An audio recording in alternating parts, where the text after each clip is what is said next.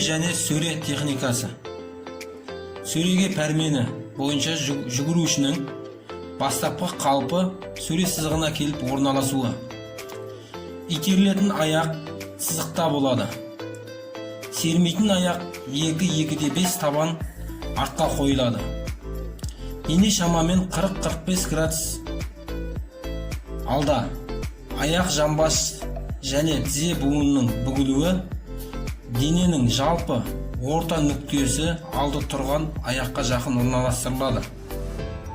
Қол шынтақтан бүгулі және аяқтарға қарама-қарсы жағдайларда орналастырылады.